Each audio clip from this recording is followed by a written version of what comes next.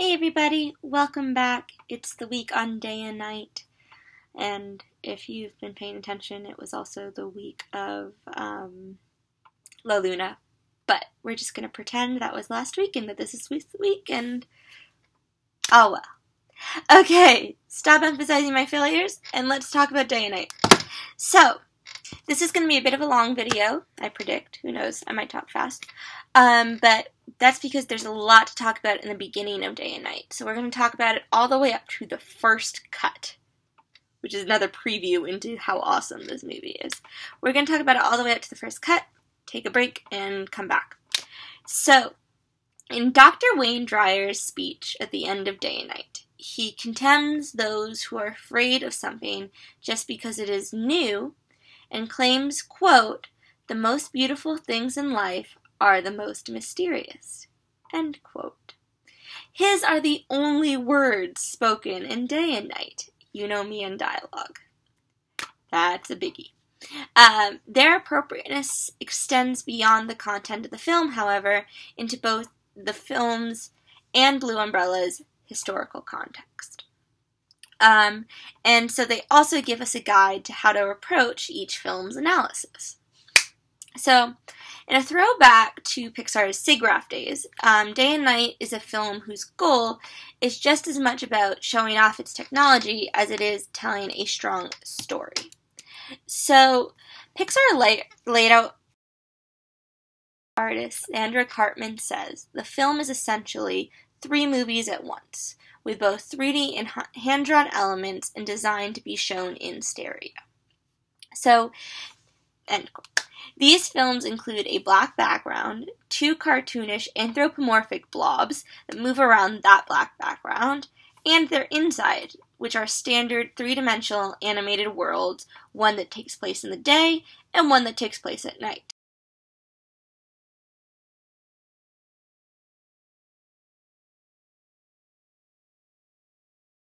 Day and night, and so do we watching day and night.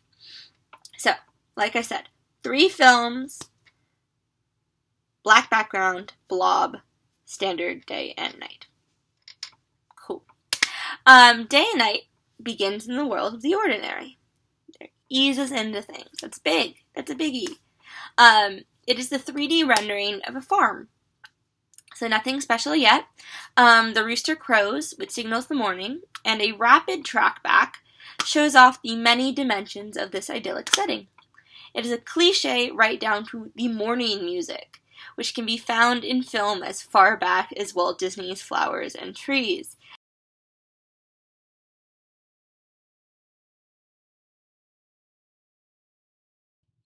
The twist is that this world exists inside of them, not gendered.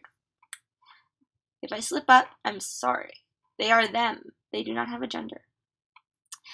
As Z wakes up and begins to move, Z serves as a sort of filter on a black background, revealing more of the world as Z moves, with their body serving as the boundaries. It is as if Tin Toy was set inside of a transparent cartoon, all in front of Lexa's black background. This is also similar to the classic Fritz Freleng Pink Panther cartoons that used simple backgrounds that were usually just one block color to emphasize the exaggerated characters' physical natures. Since writing this, I also have seen a couple of UPA cartoons, and it's a similar style to them as well. So there is a rich history here, just outside the boundaries that we're kind of more familiar with, aka Looney Tunes and Disney. So the first step director Teddy Newton takes to engage the audience beyond the technology is comedy. Remember that? We talked about that a lot at the beginning of the summer. So this is there is a series of visual and auditory gags as Day goes through Z's morning routine, including a cow noise as Z yawns and relieves Z. Alright, I'm sorry. We're going to go back to calling him a he, just because of a variety of small details, and I'm really sorry because he's not gendered, but we're going to go with that, just because it's easier. But,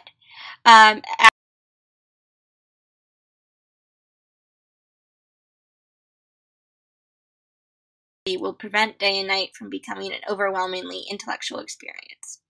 Since in many ways it is a deep exploration of how to approach life, it is important that the approach remains entertaining. This sequence also introduces us to the link between Day and his internal world. It lets us adjust to this strange layered structure of animation. His mood and actions are reflected by the natural elements in the world inside him. It is similar to The Clouds and Partly Cloudy, where the entire world takes on life and emotions. When Day is happy, the sun shines and the birds sing. When things go south, the clouds appear. In this section of the film, however, his mood stays positive and his routine continues uninterrupted. This is all reinforced as the morning music switches to another of Michael Giacchino's jaunty scores that helps maintain the momentum of the short in between sound effects. So now that the content has become original, the score can be as well.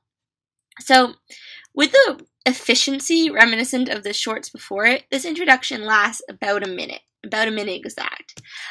What is atypical is that this is all one shot, and the fact that it cuts after a minute is almost invisible. It adds fluidity to the short and makes the black background seem to go on ad infinitum. Infinitum? It looked smarter in writing. There's no end or barriers to the world these blobs inhabit. It is its own reality with no apparent fictional boundaries. The blobs live in their own dimension. This draws attention to a strategy that Doug Sweetland refers to as distinctively Pixar in his commentary about Presta, which is the continuous use of time and space. Sweetland compares it to the wild jumping around that the older cartoons did before, and believes that Pixar shorts occur in real time, and therefore they feel more complete. So each of the Pixar films examined before this has maintained this continuous time and space, and when they covered expanses of time longer than their allotted number of minutes, the transitions were smooth and visual. This strategy helps keep the focus on one moment in time and the emotional power of said moment. It leads to clarity and patience with enough time for the emotions to set in. And Day and Night provides an example of this emotional power. There is no break in the action in Day and Night, so the emotional reactions of the characters happen right before our eyes. And this style is actually maintained throughout the film. There are only 10 shots in the entire short, even though it's about 5.5 minutes long.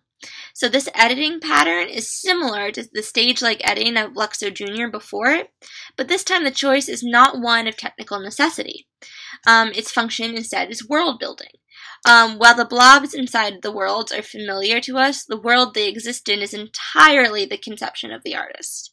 The world is unveiled to the audience as either day or night moves through it, and while the insides of Day and Night change, the black background establishes a singular space for them to move through. This gives the short flow and assigns importance to the setting as well as the characters. Meanwhile, there are no cuts to disorient us. This choreographed opening shot introduces us to this style. And look at that, I got that all done in less than 10 minutes. What efficiency! Theme of the day, efficiency. Well, that's not really the theme of the day. If you want the theme of the day, go back to the very beginning. But we're going to stop there before it hits 10. Cool, come back.